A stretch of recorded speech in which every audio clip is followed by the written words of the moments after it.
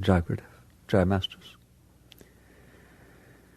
Eventually, when you become quiet and clear enough, you realize the whole thing that seems so complicated, life, spirituality, everything, can all boil down to two words. And your branch off those two words determines your entire life. Those two words are open and closed. So open and closed are everything. You think you want to get married, you think you want to have a house, you think you want a career. Open and closed is everything. It's as simple as if you close your blinds, it's dark in your house. If you open the blinds, there's sunlight. You don't have to make there be sunlight. There is sunlight. You just have to not lower the blinds that block the sunlight. It is exactly the same inside of you, and I mean exactly the same inside of you. What you feel as joy, as love, as enthusiasm, as passion, just the nectar of life, just being filled with it, is because you are open. That is the natural light that shines inside of you. It is always there. In the midst of your darkest depression, that is there, just sitting right there, the same as the sun and the light is sitting outside. No matter how dark you close your blinds, no matter you put black curtains over them, it doesn't matter. You're not changing the reality, which is there's pure light outside. The fact that you have closed yourself off from it is another issue. So inside, you have blinds. You have the ability to open and close.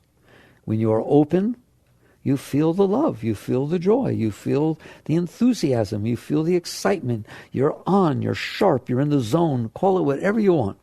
That is what it feels like to be open. When you close, it's dark. You feel dry, you feel lost, you feel heavy. Life is not fun. Life is a burden. It's overwhelming. It's unbelievable. That is the difference between open and closed.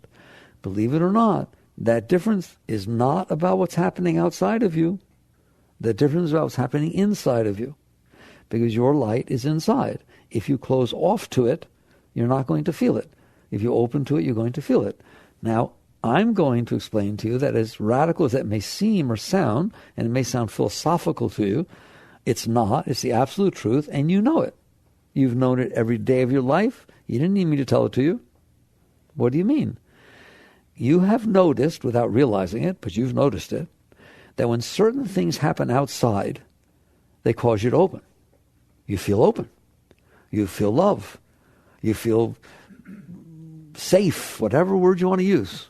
Certain people, certain places, certain things, when they happen, this openness takes place inside. And if I ask you to describe what it feels like, you're going to tell me, I felt love. I just felt this joy. You can tell me I felt excitement. They told me I could get that job. I got into the school I wanted. All right? And you just get all of this juice, don't you? The juice does not come from what happened. The juice comes because you opened by what happened. If you got into a particular school that you wanted to get into, and that was the one you wanted, and your parents wanted you to go somewhere else, or you were afraid you have to go somewhere else, my God, you're feeling tremendous juice. If that exact school you got into, but you didn't want to go, your parents wanted you to go to that school, but it's the last school you wanted to go to, and you got in and didn't get into the other ones, you're depressed. It closes you. You get all upset. It is not the event that carries the energy.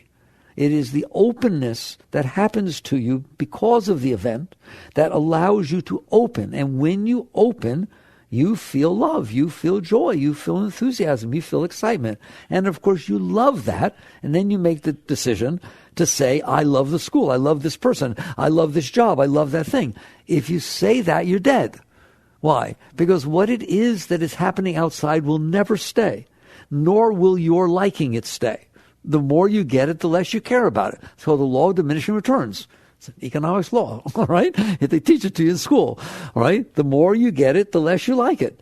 That's just the way it goes. You get used to it. It doesn't ring your bell anymore. That's what you mean by ring my bell, turn you on. It means it causes you to open, all right? Now I'm going to explain later on why certain things cause you to open and they close somebody else. Or they turned you on 2 weeks ago and now they turn you off. Happens that way, doesn't it? Okay? It's understandable. But the important part to understand is that that's what's happening. It has nothing to do with really the energy about the outside event. It has to do with the fact that some outside events, when they come in, cause you to do this thing called open. And when you're open, the light comes in. The light is yours. The light is yours. It is not true that this person is causing you to feel love. Have them say one word that you don't like. I'll bet you don't feel love. Have them dance a little too close to somebody else. I bet you don't feel love. That person is not carrying the love bug. It is you that is doing this. You are opening. You are allowing yourself to open. And when you open, this energy, the sun inside of you, shines through. And you experience it because you're open. But when you close, then your consciousness cannot experience that because there's a blind in between, the closing. So the first thing to understand is it has nothing to do with the outside world. I know it seems like it does. I admit that it seems like it does. I admit that when certain things happen, they cause you to open and you get all excited and you really like it. Right? You understand when you walk through a museum and you're looking at different paintings or artwork, one of you can't get past one piece. It just blows you away. The other person wouldn't stand near it for all the money in the world. It is you that is doing this. It is not the art. You say, I'm very open to modern art. Somebody else says, no, I don't like it. I'm very close to that. I like impressionist. All right? The key word is I like, I don't like. You think that it's making you like it. No, it's because you like it that you're feeling the energy. Because when you like something, you open, don't you? And when you don't like something, you close. It's like a self-fulfilling prophecy. All right? Oh, God, I like her. I hope she pays attention to me. All of a sudden, she looks at you. You melt. She caused me to melt. No, you caused you to melt. If you had said, oh, my gosh, she looks just like Lazarus, just like my sisters, right? And God, I did not get along with my sister. I bet she's just like my sister. Hope she doesn't notice me. Have I exaggerated one iota? Pay attention.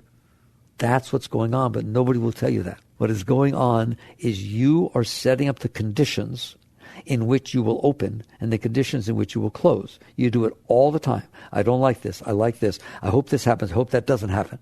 What are you doing? You are programming yourself to react to the event in that way. I would never be able to handle that. If it ever happened, I would die. Oh my God, that would be the worst thing that ever happened to me. If you even think that it might happen, if it even smells like it might start happening, you freak. And all you would have to do is say, God, I hope that happens. That would be the most exciting thing. I wonder if I can handle it. I can't wait to see. All right? Then it starts to happen. Whoa, you're a warrior. You're ready to go. You are doing this. They won't tell you that, will they? You're doing this. And the evidence is there every single time. If you get what you said you wanted, you open up, don't you? You feel safe. Right? Here, will you let this person close to you? Well, I don't know. I got hurt last time. He or she says just the right thing. It's just the right time and handles you just right. And all of a sudden, you feel safer, don't you? And what do you mean I feel safe? I feel safe opening in their presence. And when you open, you will feel love, period. And all they have to do is wear the wrong clothes, say the wrong thing, be 5 minutes late, not bring the right colored flowers that you like, whatever the heck it is. And all of a sudden, we're not so open, are we? You are in there. It is your heart. It is your mind. That mind can be open and receptive, in which case you are enthused, attracted, interested in things. That mind can be closed and not receptive, in which case it's boring. You sit in a class, the teacher's teaching something. One student is sitting there totally enthralled in what's being said. They want to take down every single note. The other person, oh, let's be over. You did it.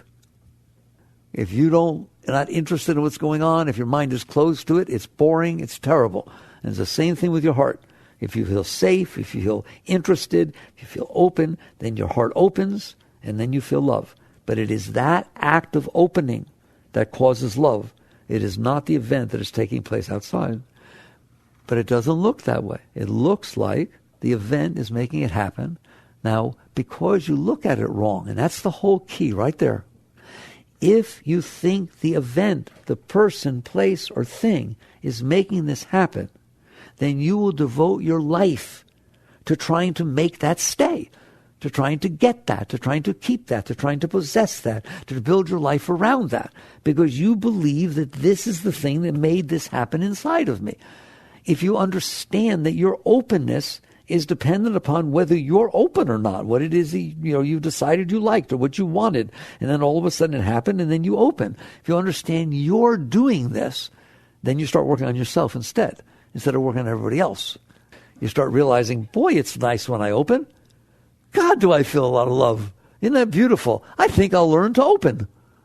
Instead of I think I'll do everything I can to keep this situation the way that it is. You understand that? Do you see the difference? That's a worldly life versus a spiritual life.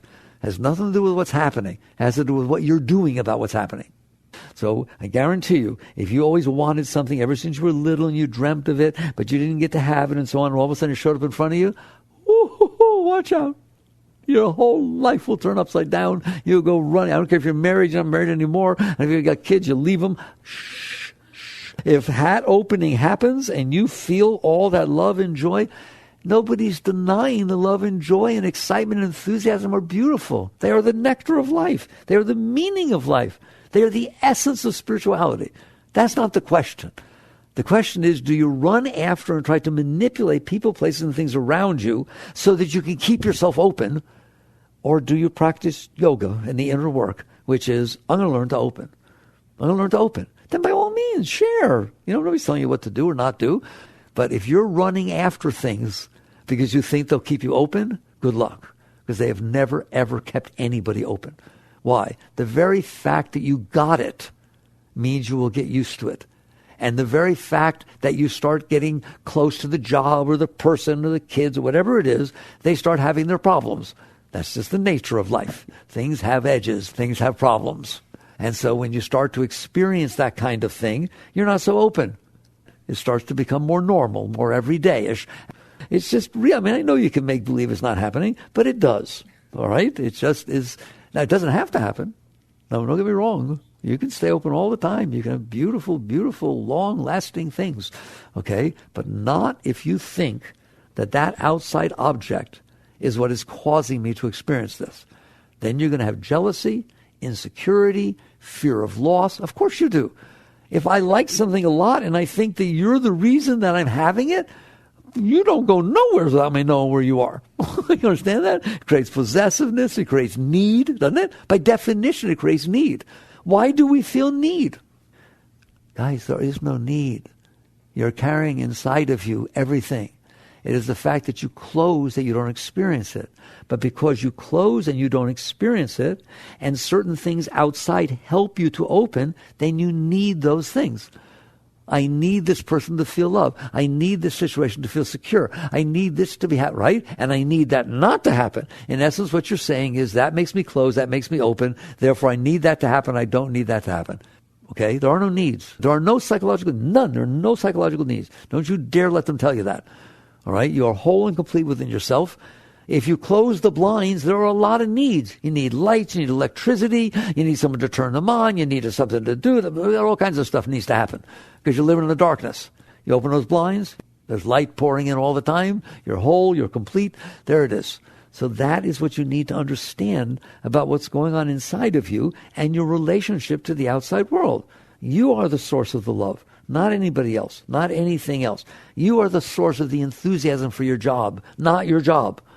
That which turned you on when they first gave it to you, it doesn't keep turning you on because you get used to it. And so that whatever it is that made it open, right? Here, I got this job now. Everybody's looking at me. They're all jealous. Oh my God, I got this position. I have this office. I have this name. And okay, fine. So now you're there for a few years, or really a few months. All right. You're there. You got your thing. It's all there and nobody's looking at you anymore and you're not feeling anything. So what now? We got to get it again. That's need. Need means I don't know what the heck's going on in here, so I need something outside of me to open me so that I can feel enthused and love. A wise person understands that is an absurd way to live your life. You will go out there running after people, place, and things your entire life, trying to find what it is that will open you, instead of doing the work inside of yourself of opening you. And if you cling to those things outside, they will destroy you. They will destroy you. That doesn't mean there can't be beautiful jobs and beautiful relationships, but that's not how they happen. All right? That is laying the groundwork for destruction because you become dependent and you have dreams and hopes. These are terrible things. Oh, what are dreams and hopes? You think dreams and hopes are spiritual. They are not spiritual. They're spiritual compared to depression. All right, I give that to you. If you're going to be depressed and instead you have dreams and hopes, by all means have dreams and hopes. But you want to come out here and talk about spirituality, right? What are dreams and hopes? I'm closed. I'm not okay. I'm hoping and dreaming that something will happen in the future that will open me. Isn't it? So what are your hopes and dreams? They're admitting that you're not okay. They're admitting that you're hoping something will happen later. I'm dreaming of something that could happen later that will make me open and let me feel love. I'm dreaming of Mr. Right. I'm dreaming of Miss Right. I'm dreaming of my soulmate. Why? Because I'm closed and nothing yet has opened me. And there's this thing called a soulmate out there. They told me there was. Well, you better start looking because there's 7.5 billion people out there. So if you go out there and you believe that that's what's going on, you just built your house on top of sand because it's not what's going on. If you believe that I'm in here, somebody comes into your house and they're really, really nice to you and they convince you, or maybe they even pull on the blinds and, oh my God, this light comes in. All right. But when they leave, they have to leave. They let go, right? You're going to start to think that they're the source of light. You're going to start to need them. Do you understand that? Because the only time you can feel light is when they pull the blinds open. So you have to keep them over there. You have to get them over. You think they're God itself, for God's sakes. When the reality is a wise person wakes up and realizes, this is my world in here. That's what it means to wake up. This is my world in here. If it is not okay in here, I did it. If the blinds are closed, I closed them. If something makes them open, it's because I said it's okay that they open in the presence of this person. You're doing this. You are set in the conditions psychologically in which you think this will make, if you think something will make you open, it will. You know the story I used to tell? All right. This isn't a true story. It's not a true story. I'm making this up. I don't want anybody getting greedy, all right? So there's a headline in New York of the Gainesville Sun tomorrow, all right? Rare 1943 Denver print penny was rumored to be circulating in the area. It's worth $6 million. Okay? What do you want to bet when you get your change from Publix? You're looking at the pennies. What do you want to bet? You never looked at the pennies before. Now you're looking at the pennies. All right? And what do you want to bet? If you look at one and it says 1943, your heart is going to, oh my God. And then you see it's P, Philadelphia. Oh, just, you get depressed. Pennies never did that before. All of a sudden it does that. Can you see I could carry that story on, couldn't I? All right? It's your mind, because your mind said, this is going to ring my bell. This is going to do it for me. And before, you didn't even have that issue in your mind. That is true of everything. Will you please believe me? So a wise person doesn't fall into the folly of thinking that the outside world is responsible for their opening. They take that ownership themselves. That onus is on themselves. This is my heart. This is my mind. If what I'm doing with my mind makes it conditional, so only the exact right thing will open me, maybe I need to learn to not do that. Maybe I learn to be more open, be more receptive, learn to work with my mind so that it says, boy, I like him, boy, I like her, boy, I like that, boy, I like that. I used to not like the rain, now I love it. I used to not like the wind, now I love it. I used to not like hot. I love sweating. Oh my God, it's so much fun, right? It's really neat. My pores are cleaning out, right? I used to not like the cold. I love the cold. It's so brisk. What if you just loved everything? You can start with the weather, by the way. Who said you can't love the weather? Watch. But I don't. But I don't. That's right. You just keep telling yourself you don't. It's called affirmation. But I don't like the heat. Never did. I don't like the here, affirmation, affirmation, affirmation. Just change your mind. You change your mind anytime you have you ever changed your mind? You change your mind anytime you want. The trouble is you don't change your mind. It changes by itself. It changes its mind. I thought you didn't like motorcycle cars. Yeah, I was wrong. I hadn't met this one yet. Believe me, you'll change your mind again very shortly. Okay, the mind changes. It changes because something makes you open. And when you open, all of a sudden, life is beautiful. It's great for whatever reason. So you wake up and you realize what is going on. And I told you what's going on. That is, the outside world is coming in. It is hitting your preference system, your whole psychological system of likes and dislikes and preferences and fears and hopes and dreams. That whole thing you built in there over the course of your life based on your past experiences. It comes in, it hits that, and based upon how it hits that, You either open or close. That's all. I guarantee if it hits something inside of you that goes, oh my God, this is so scary, you're not going to feel open. You're going to feel closed. And if it hits something, wow, I never saw anything like that before. That's really exciting and interesting. I hope then you're going to open. So it is you that's doing it. And so a wise person wakes up, and let's talk about for a moment before we wake up what a normal person does. They don't pay attention to this. They just go running out after every single thing that opens them and running away from everything that closes them. And that's how they determine their life. Right? There are people literally who are taught spiritually. Right? We had a young man a couple of weeks ago who asked me that question, that are taught, well, you're supposed to follow that which opens you and move away from that which closes you. Who taught you that? That's absurd. That's basically saying I'm stuck inside myself and that I'll let it steer. I'll let the things that close me steer me, and I'll let the things that I happen to convince myself I want steer me. And all of a sudden your life is steered by the lowest part of your being. If you are closed, you don't want to run after that which opens you, because all it's doing is stimulating what closed you. There's a reason you closed. And this event outside is either hitting the reason you closed and closing you, or not hitting the reason you closed and you feel much better about it. So underneath opening and closing, these things called some scars I talk to you people about. So now let's talk about what causes opening and closing. How you like that? Can we do that? It's not complicated. It is not in your DNA. It's not. Okay? I'm sorry. But I like the same things my mother likes. You grew up with a lady. She put the impressions on you. You understand that? I don't like anything my mother likes. You grew up with a lady. She put the impressions on you. It's like a voodoo thing, all right? So what does it mean? Why do I open and close? Why do I open and close? Why do I open and close? We already see how important that is. If I open, then you go running after it. It determines your entire life, the quality of your life, who you're with and where you're going and where you live. Everything, the whole direction of your life can change in a moment because you opened, all right, and closed. I don't want to be living with him anymore. I don't want to do it. I already did. He said this. All right, I'm getting divorced and getting out. Whoa. What did he say? Boo. It's what he didn't say. Okay, this is very interesting. All right, it doesn't take much to close you, and if you're a normal person, don't you dare be a normal person. If it closes you, you run. And if it opens you, you run. You run toward and you run away. And you have no intent in your life. You have no compass. You have nothing. You're just running away from yourself and running towards yourself. You're the one who opened. You understand that? So if you run after somebody or something because you felt open, you did it.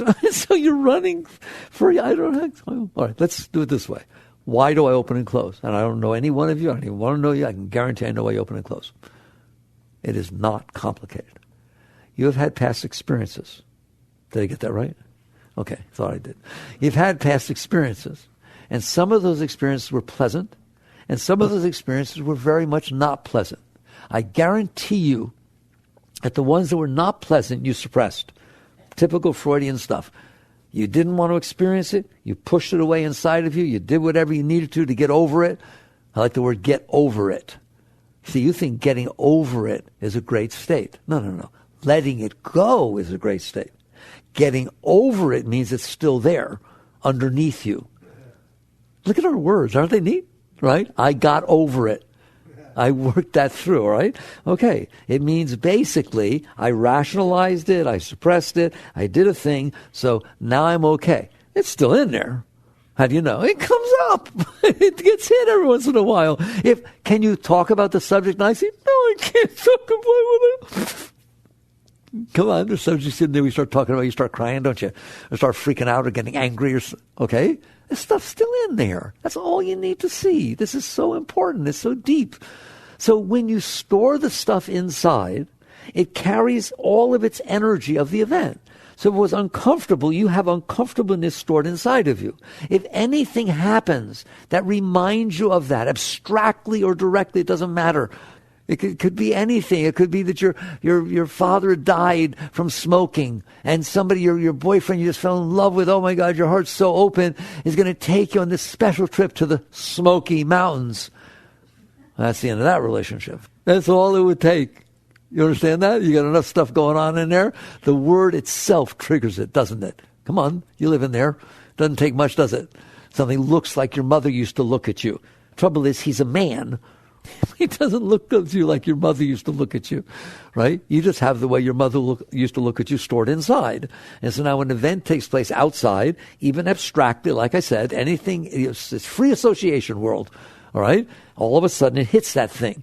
And so what comes up is the discomfort that thing was stored with. And guess what? When it comes up with that discomfort, you don't like the thing that made it come up, by definition. No matter what it is, somebody else thinks it's neat. Somebody else, maybe last week you would have thought it was neat, but now it hits something inside of you that's uncomfortable. You don't know that. It's not like you're rationally watching all it. That's why it's suppressed. That's why it's in the subconscious, whatever word you want to call it. You're not consciously aware. Oh, look, there he is relating to my mother. Isn't this silly? I hope you are. I'll teach you to be. You should be. It's called witness consciousness. But people are not. So this goes on inside, and all you know is he said something, and I'm not comfortable. He didn't say something, and I'm not comfortable. He sneezed while I was telling him how much I loved him. OMG. Totally unacceptable. All right? His eyes wandered. I could see they shifted. All right? When I was saying something really important. Well, that's it for him. Isn't it? Okay? Especially if your father's eyes used to shift when you were trying to talk to him. Oh, shifty eyes. Watch them. It left impressions inside of you. It's not your fault. It left impressions inside. And so now as the world unfolds in front of you, it hits the impressions. That's the way the psyche works. It hits the impressions. If they were negative impressions, and almost all of them are, and I'll explain to you in a moment why, you're not a negative person. You know darn well you got more negativity inside. You have more experience that were uncomfortable than comfortable inside of you. More things freaked you out than turned you on. And I'm going to explain to you why. You're not negative. It's absolutely normal that it be that way, but you better do something about it. So now if you store these uncomfortable things inside, the world is going to unfold in front of you, and you're going to feel uncomfortable lots of time, don't you? You can feel scared, feel insecure, feel self-conscious, feel embarrassed, feel this, feel that, whatever it is. It doesn't take much, does it, for it to get weird in there? Okay? It just gets weird in there. And you don't like that, so you try to do something outside that will make it feel better. So you just let the lowest part of your being, we trace it all the way back. What do you mean the lowest part of my being? The part that you couldn't handle when you were 6 got stored inside of you. Now something happened outside. It hit that, and now it came up and you feel uncomfortable. And so now you're leaving your wife. You're doing this. You're running off with something else. You're changing jobs. The event is driving you to your behavior patterns because of the lowest thing inside of you, this garbage you stored inside. The same thing happens with positive impressions. But you don't like when I talk about those. Why? Because you like when they get hit. And it's the only high you get now, right? Because you're so closed that if somebody opens the windows, wow, that was great. Trouble is they didn't stay open, did they? I want them to stay open. It's not that I want to take away your open. It's not about renunciation in any way, shape, or form. It's about right understanding about what's going on. So what do positive impressions do? You had a relationship when you were young, and it was really beautiful, and your heart opened for the first time, right? And you got along really well. And I like to tell the story that his parents moved before you had your first fight. Well, that's really dangerous. Okay? Because now you have an impression sitting inside of you that's rather interesting, like all nice. You're in trouble. You're in trouble. You're in just as much trouble as if it was a bad impression. Why? Because you're going to judge every single thing from that moment forward based on that. Every person you go out with, everything you deal with, it's going to be held against this. Is it making you feel as good? Do you feel as safe? So you just ruined your life, right? Because you can't have a new experience because you're busy comparing the experience off of the past experiences. So whether it's a negative past experience or a positive past experience, you're not able to be open to the moment. You only open based upon what opened you before. Hey, you want to go to Hawaii? I'm going to take you to Hawaii, darling. Right? Wow, last time I was in Hawaii, I went with my parents. It was so beautiful. I can't wait. Thank you so much, right? I can take you to Hawaii. I thought you liked me. When I went to Hawaii, last time I was in Hawaii, it rained all the time. There were roaches in the hotel room. That thing's so oversold. Whoa, Hawaii's neither of those things. You got that straight? Hawaii has moments everywhere all the time. Your little stupid impression that you had for 10 seconds some years ago should not be governing Hawaii, should it? Come on, how little was that experience compared to the reality of the islands of Hawaii that had been there for a long time, and you visited once, 10 years ago, for a few days. But I'm telling you what I said is going to happen, isn't it? If that was a bad experience, that's what's coming up. Do you see what I'm telling you? This is deep. That's what's deciding whether you open or close. Your past experiences, the impressions that got left on you. So what's wrong with that? Everything. You can't experience the reality of what's unfolding in front of you. You can only experience it in relationship to what impressions got left inside of you, which are pretty much meaningless. At the same time you were having any given impression, how many other things were going on in the universe? 700 billion zillion. So why was the one impression you were having more important than all the 700 billion zillion you weren't experiencing? It isn't more important. But to you, it's the most important thing in the whole universe. Why? It's the one you stored inside of you. And that's where it all comes from. All right? So that if you feel burning desires inside of you, it's because you've had let's talk about desire. No one will talk about desire. What is desire? Desire is, I am not open. What do you mean? Who said desire is not open? When you're open, you're not desiring anything. If you just met somebody and you're madly in love, and I say, would you like to meet somebody? No. Would you like to go out on a romantic love mode with the blood? No. I already feel what I want to feel. Right? When you're whole and complete and you're filled with enthusiasm and joy, their desire is the farthest thing in the world from anything you would ever think about. You understand that? You already have what it is that everybody else desires. Okay, so does the foundation, I've never talked to you about this, the foundation of desire is closed. When you are closed, you do not feel the light. You want to feel the light, you should want to feel the light. There's nothing wrong with that. Master used to say, spirit loves spirit. That's a natural thing. You want to be high. See, it's okay. Don't worry about it. Okay? You want to feel high. You want to feel love. You want to feel joy. You want to feel light. You want to feel enthused. You want a job that when you wake up in the morning, you can't wait to get there. And then all day you're excited and you love what you're doing. And when you come home, you love coming home. That's life, man, isn't it? That's the high life. So there's nothing wrong with wanting to experience high. The trouble is when you don't experience high and you want to experience high, you have to make up what you think will have to happen for you to be high. Well, when I traveled around Europe when I was in high school and everything, I really was the most open time of my life. I want to travel around Europe. Holy mackerel, you're 43 years old. You were 18, 17. And believe me, it's not going to be the same. But to you it is, isn't it? Come on. Admit it, all right? You have that impression inside of you. And so therefore, when you're not feeling open, you portray this, and it's always based on your past experiences, not a single thing you're cleanly deciding for yourself, right? It is always these past impressions and how they make you feel, all right? And so basically you decide, if I have this, it'll be okay, but you don't have it, and that's a desire. I don't have it. It will make me feel good. It's what I need. Therefore, I don't put some serious energy into getting this thing. I'm burning with the desire to get this thing. Why? Why would you be burning with the desire to go around Europe? It's just something you experienced in the past. And therefore, you think it's going to make you feel high again. And boy, when that is thought like that and you don't have it, you feel desire. You feel a burning desire. You feel a yearning. And people want to come to me and say, desire is God guiding you. It is not. God guiding you is when you're feeling love and joy and you're completely filled with spirit. Now let's see what happens. Not, I am lacking, I am closed, and I need to find out what will open me, and I think I've decided what it will be, and it's you, so divorce whoever you're with and come and be with me, because I have this deep desire to be with you. Don't romanticize, understand. And it can have tremendous power behind it, because it has all the power of you wanting to be okay. Hey, a drug addict has serious desires for getting the drug. Just leave them off their drug for a couple of days and let's see how big the desire is, period. They will go anywhere to do anything and trade off anything, period. That's God guiding them, is it? No, I don't think so. What it basically is I am not okay. But I told you why you're not okay. You're not because you are okay. You're more than okay. But you're not okay because you close the blinds. And when those blinds are closed, it is closed, it is cold in there, it is dark in there, it is scary in there. Yes or no? All right? And you're lost. It's lost because it's dark. And so what you're trying to do, and it's normal that you would try to do that, is find something, create something, do something, whatever, to make it so that it causes an opening.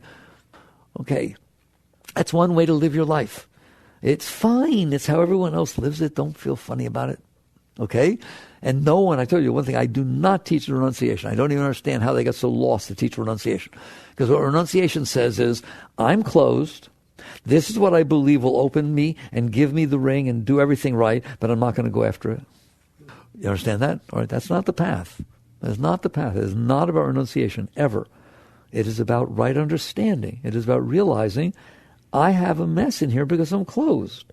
And my whole psyche is built on top of this closed. All what I like and what I don't like and what I need and what I don't need and what I fear and what I desire is all built upon the fact I'm closed. How do you know that? Wait till you reach the point, and I pray that you will, where you're not closed anymore. Ever. Not only are the blinds open, you took them off the windowsills. They're not even there. They don't close. Ever. Right? No desire, no fear. Of what? What you fear is that something will close you and you will get hurt. What you desire is that something will open you and you will feel good. What if you're already feeling good? What if you're feeling wonderful? What if you feel love all the time? What if you feel inspired by anything that happens to you? This job, that job, this task, that task, dishes, doesn't matter. It turns you on. It just turns you on to do it. You get to do it. You get to express the beauty that's inside of you. That's what it means to do the dishes. I get to do them? Oh boy, oh boy. And you play with how much soap, look at the soap is fun. And every single time you do it, you're having fun. You're enjoying it. Why not? You're doing it anyways. That's what it means to be open. All right? There will not be any desire.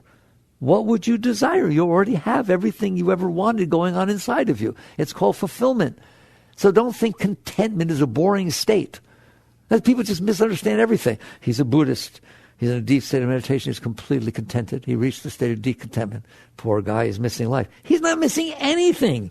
He's learned how to get that what you're trying to get. It's going on all the time inside, right? Are you really losing out if you're so filled with love you can't see straight, but you happen to be sitting in a room by yourself? No, you're the luckiest person ever lived. Nothing will ever disappoint you. It'll never go away. Doesn't mean you don't come out and share it. Nobody's saying it's, life's an interactive sport. But if you're going out there because you're not okay and you're trying to get things and do things and take things and avoid things so that something can change inside of you, you're a mess. You're like everybody else. That's what everybody's doing. That's why the world's at war. That's why there's all this stuff. Have you noticed that everybody needs it to be the way they want, including you? And how many people agree with you? Not so many. So you end up with this total mess because everybody's out there not okay, trying to turn themselves on by getting what they want and avoiding what they don't want by manipulating and controlling the world around them. So spirituality says there's another way to do this. And it's really much more simple, much more simple. Don't close. Now, that's very subtle. Notice I didn't say open, because you wouldn't know how to open for all the money in the world. You wouldn't have the slightest idea. Do you understand that? Not one of you have the slightest idea how to open your heart. But you know what you do know how to do? Close it. Don't you? You do it all the time. Somebody says one word. You defend yourself. You protect yourself. You close it down. Do you understand that? You know how to close that heart, don't you?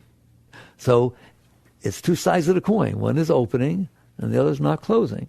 So I don't teach opening. I don't teach go out and find something that opens you to do something. No, right? I just want you as you go through your normal life, just your normal life, everyday life. Don't change a thing. Just as you go through your normal everyday life, I would like you to watch how often you close. How often you get on. Here, somebody shows up to take you out on a date and he's wearing a bow tie. Wait till you open that door and see that bow tie for the first time. Okay? It's like, bam! It's just closed. You're closed. The bow tie did not close you. You closed you. Your mind said, oh my God, a bow tie, right? And your mind closed your heart. You didn't have to do that. So your sadhana, your spiritual practice, becomes don't close. What does that mean? It means just what it says. It means somebody shows up with a bow tie, you see the tendency to close, right there you say, do I want to close or not? I was feeling really good and excited about going out with this person. I've been all day. I talked to my friends. I was so excited. I got dressed. The thing was excited. You're going to let a bow tie take away your love and take away your excitement. And yeah, no. If you let a bow tie take it away, then you're going to let the rain take it away. You let the heat take it away. You let the fact that they served the dinner wasn't exactly the way you wanted it, take it away. You want the fact that he didn't open the door for you. You want the fact that he did open the door for you, and I'm liberated, right? It's like you'll let everything do it. It doesn't take much, does it? And I'm telling you, your path is to say, I'm not going to close. That's what I'm going to do. I'm not going to close. Since opening is the beautiful state, and that's what will give you the beautiful life and help everybody around you too, because you're not taking from them and manipulating them. You're just sharing your beauty with them. Then I'm telling you, your spiritual practice is learning to not close. Don't worry about opening. There are going to be things that open you. There can be moments that you're open, right? Fine. Appreciate those, respect those. I'm not telling you to get rid of those, but I'm telling you to not close. How come when somebody's really nice to you and you feel open, you get an A on a test and you feel open, or something happens, good thing, somebody gets elected that you wanted, all kinds of things happen. Doesn't happen very often. But anyways, these things happen, all right? And you feel open, right? Then why is that not the end of it? I'm open. Oh boy, I'm open for the rest of my life. You must close. There's something changed that state from open to closed, didn't it? You did. So I'm begging you that when you feel some openness, whatever it is, watch the tendency to close, and I'm begging you to do something about that. Now, what do you do about that? There are lots of things you can do. There are lots of spiritual practices. I don't feel I need to teach you spiritual practices. There are so many. It's like a smorgasbord. And they all fine. They'll work, The question is, are you going to do them? That's the question. So what do? I learned early in the game to condition my mind through meditation, through mantra, through different things, to where I'm present. So at least I can watch the tendency to close. I don't want to feel wonderful and then all of a sudden feel terrible and not know what happened. There shouldn't be any moods. You know what the mood should be? Ecstasy. You should just feel joy and love all the time and no change, none, ever. It's a constant state of well-being. If you don't close, that's what happens. The sun shines all the time. Don't tell me the blinds have to open and close because the sun gets tired. There's nothing. Don't let them give you this dualistic stuff. You can't experience high unless you experience low. That is not true. The sun is shining all the time. You open your blinds, it's shining all the time. That's it. And the truth of the matter is, even at night, the sun is shining exactly the same out there in the sky. It doesn't get tired. It's been doing it for 5 billion years. It's doing it for 5 billion. I wouldn't worry about it. So it's the same thing inside yourself. There is infinite light, unlimited, period. You have no idea. You're a beautiful being, a being of God, a being of spirit, a being of grace. And there's all this light inside of you, but you close. So if you have the honor of opening some, then your job is to be conscious enough to not throw that away, to not give that away. I was thinking the other day, I gave a talk at a wedding, actually, and I didn't give this part of the talk because it was a short thing. But I thought, okay, here you are, these people are in love, they're getting married, it's very beautiful, and something's going to happen. Like he's going to do something, or she's going to do something, and you're going to close. It's just inevitable. Right? Something's going to happen, and you're going to close that heart. Or you don't understand, when you close that heart, it's not so easy to get it back open. If he pulls the blankets off at night, right, and you're cold and you wake up, and your mind says, God, if he loved me, he wouldn't pull the blankets off. He pulls the blankets off every night. Go on, just do that. Go on. I guarantee you will never, ever feel as much love for that person as you did before you did that. Because you just learned to close to them. And it's not a game. When you learn to close, next thing you know, he slurps the soup. Next thing you know, he leaves the cap off the toothpaste. We got a list. And that list builds, doesn't it? And every single item on that list closes your heart. And when you close your heart, you don't feel love. And all of a sudden, you don't feel love. And next thing you know, you're telling your friend, I like him, but I don't love him like I used to. I don't know what happened to him. No, it isn't what happened to him. It's what you did. You understand that? It's your heart. You want to keep it open? Keep it open. Don't tell them to put the cap on the toothpaste. Don't tell them not to pull the blanket off. We can talk about things, but in general, you just decide, I'm not closing my heart. Because if you close your heart, you won't feel love. Does everybody understand that?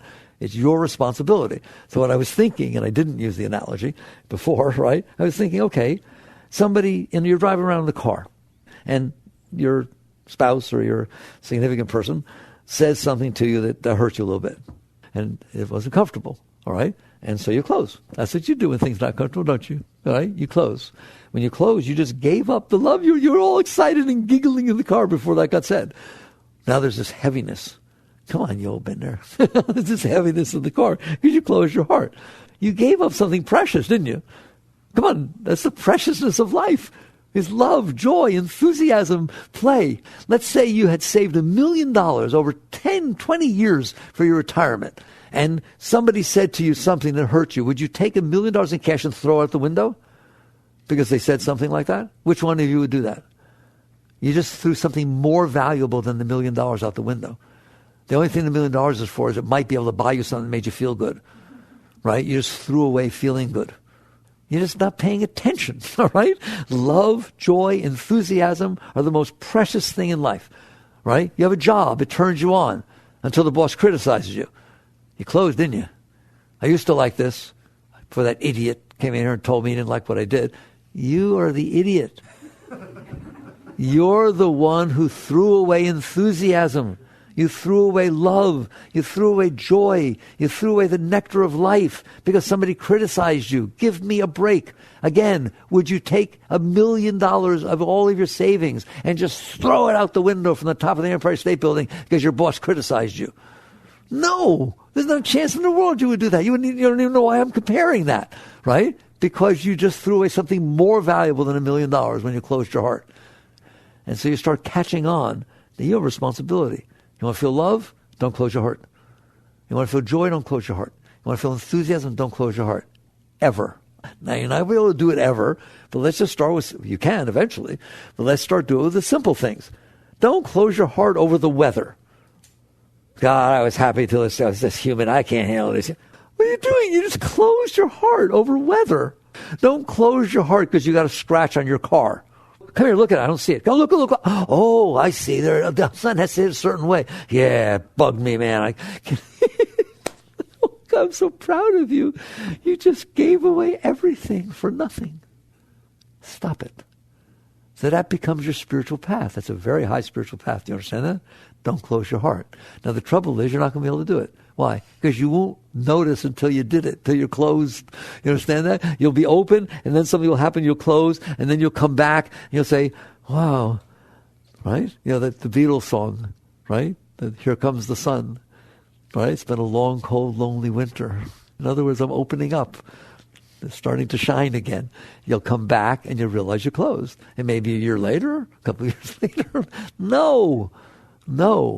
Do what you need to do to become conscious enough so that when the event happens, you notice that the heart is starting to close, and then do something about it. What? Okay, I've taught you this. It's almost like techniques. I tell you I don't give techniques, okay? One, the lowest level, but it's fine, is use thoughts to offset the thoughts.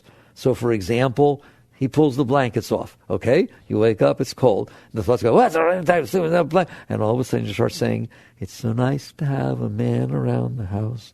That was a song from South Pacific or something, all right? And so you sit there and say nice things like, do I really want to be by myself? Isn't it nice to know there's somebody else, close enough to me to pull the blankets off? I don't know, right? Do not let your heart close. So that's using positive thinking. That falls under the category of positive thinking. You're all taught positive thinking. It's fine. It's believe me, there's much higher ways to deal with it. But positive thinking, as opposed to closing, if what's happening, it's closing, but I can stick my foot in the door, that's better than letting it close. So positive thinking is using your will, but first you have to be present and to be conscious enough to notice, here she goes again, all right?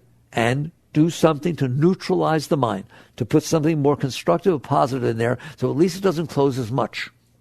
And then what happens is, if you do close some, but not as much, it'll start to open back up sooner because you didn't close as much. You understand that? The moment, and I mean the millisecond, that you see it start to open up again, right? Don't sit there and defend yourself for closing. Don't sit there and blame the person because why'd they have to be like that? I told them that. No. The moment it starts to open, say, hi, welcome back. You're so well. Just be positive, open. So stay open longer, right? Don't close as deep and then come back as soon as possible. It's a game. Like video games, and you sit there and play a video game with yourself. Just make it the most fun in the world. It's not called Pac-Man, right? It's not called, what's it called? Grand Theft Auto. This is Grand Open Heart. or Grand No Clothes. And you just sit there and make a game out of it, all right? I swear it is so much fun. And the rewards are phenomenal. You get an instant reward. right? If you go and buy something, maybe it'll turn you on tomorrow, maybe it won't. If you don't close, you are by definition turned on more than you would have been if you closed. So this is called raising yourself. So one is first you have to become conscious. That's what meditation's about. That's what mantra's about. That's what all these different things are about, which is I'm here and I'm noticing what the mind is doing. Well, that's very intelligent. When I drive my car, I notice which way I'm going. How about you? I don't just all of a sudden let go of the wheel and jump in the back seat and try to see what one of them be okay now. Not one of you have ever done that when you're driving the car 60 miles an hour down an expressway. Have you? Well, why do you just let your mind do whatever it does?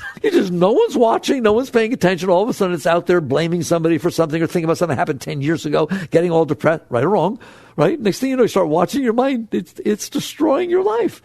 Be present. That's mindfulness. Be present. And then start to work with yourself. One should raise the self with self. The Gita says that. One should raise the self with self, not trample down the self. You are in there. You have a responsibility to raise yourself, not just give in to these impressions and however they get hit. So one way, I'll just go through quickly, one way is positive thinking. The other way is you get something going in your mind, like a mantra, whatever they call it a mantra, it's called a repetitive thing in your mind, and you shift your consciousness to it off of the thing, the mindset that would have closed you. It's always your mind. Your mind starts thinking negatively. Next thing you know, your heart closes. So if you just do something in there, love, love, love. I tell you, you don't have any other one? I can handle this. I can handle this. Or I'll give it, want the highest mantra? I will never close. I will never close. I will never close. That's really nice. That's a good one. Or you can do Om Namah Shivaya. It's one of the traditional mantras. Whatever you want. There's lots of them floating around there, right? You can do whatever you want. Get it going inside your mind to where when you take a shower, it's going on. When you're talking to somebody, then you stop talking, it's going on. That's kind of neat. Train the mind to say this thing. When I've been chanting a lot of the Sai Baba mantra, right? I just notice this is going on in my mind all the time, right? What does that mean? That means when I stop doing whatever I'm doing, I settle back into this neutral thing. I can still see that what would be going on if I wasn't doing that. Sometimes I'll just say, oh, he would be worrying about this or thinking about this or planning that, of which nothing ever happens. 99%, I used to say 95, I've watched more carefully lately, 99% of whatever is going on in your mind never happens. It's thinking about, what if she says this? No, all right, it's thinking about, if only I had said that about a conversation you had 10 years ago. I don't think that's highly meaningful. I'd rather do the mantra. All right. Well, what if when I'm older and my kids put me in a nursing home, like Sally's parents, those people that are complaining with, you're 15 years old and you're doing this with your mind. I'd rather do the mantra. I'd rather have something constructive or neutral going on. Then what happens is somebody says something, somebody does something, and all of a sudden your mind starts getting negative, and you instead shift your consciousness to I'm calling it mantra, to this repetitive thing that you're trained in your mind. And all of a sudden your heart doesn't close. Why? Because it's an open thing. It's just a nicer open thing. And instead of the mind going where it would have gone, all of a sudden the heart doesn't close. So these are techniques that are given to you. So there's positive thinking where you neutralize. There's training yourself to have something nice going on in your mind that you can shift your consciousness to so it doesn't get involved in this meaningless garbage. The vast majority of times you close your heart, you're doing it to yourself. You're literally just thinking about things that happened in the past, thinking something could go wrong. And so you're just making your heart close because of the way you're using your mind. And then the third one I always teach you is the highest. But you won't be able to do it right away. But I'd like you to have it, which is you're in there, you're conscious. The moment the mind starts this noise of going south, all right, just doing its stupid thing, relax. You just relax. Because if you're relaxed, you can't engage. To engage in something, you have to lean into it. You have to be engaged in it. If you relax, you judo, right? If you relax, it falls right past you. If you relax, but it's hard. It's hard when it starts going negative, but you'll learn to do it. You just relax and release. And all of a sudden, the energy, instead of being suppressed or expressed, is released. You didn't get over it, you let it go. And you're going to start to feel this flow of energy releasing up. It just goes up. And it's gone. It's gone. And all of a sudden, that which would have bothered you didn't, and it won't. All right? And then it doesn't leave an impression inside of you, and you start to cleanse. All right? So that's the basics. I wanted to talk about opening and closing. See how important those things are now? They're your whole life. You admit they're your life. They're everything you run after, right? But if you're running after somebody or something because you think it's going to open you, Master used to say, Master used to do that. Yogananda's, he's an interesting guy. He teaches these older people, these classes. A lot of older people came to his classes. And a young couple came once. They were madly in love, and all the older folks were jealous, right? And they talk and thing. And Master once turned to him and said, come back in 5 years, and let's see where their love is, and let's see where my love for God is. All right?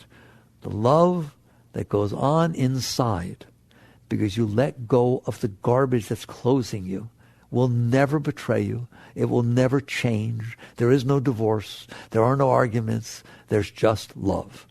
That's what's called divine love, right? It's pure love. You went to the source of love. It does nothing but get greater and greater as you let go more and more. Versus if it is conditional upon people treating you a certain way, acting a certain way, looking a certain way, you've been around the block, right? It shines for a while, but it doesn't always stay, does it? This love does. But that is the foundation of a beautiful relationship. If you're filled with love, share it. How would you like to be in a relationship with somebody who never closed? No matter what you did, no matter what mood you went through, no matter what you were, they were just right there for you all the time, exactly the same. You just knew that light was shining, and oh boy, that wouldn't be bad, would it? All right? Maybe you'd get that way if you were in a relationship with somebody that way. It's the greatest gift you can give to anybody. But how would you like being in a relationship where somebody's grabbing and needing and pulling? Why weren't you here? I needed you to be here. You left me alone. Oh boy, that's a lot of fun, isn't it? Come on. There. So open. The greatest gift you can give to yourself and give to everybody else around you is learn to stay open. That's your spiritual practice. Don't close. Jagrata.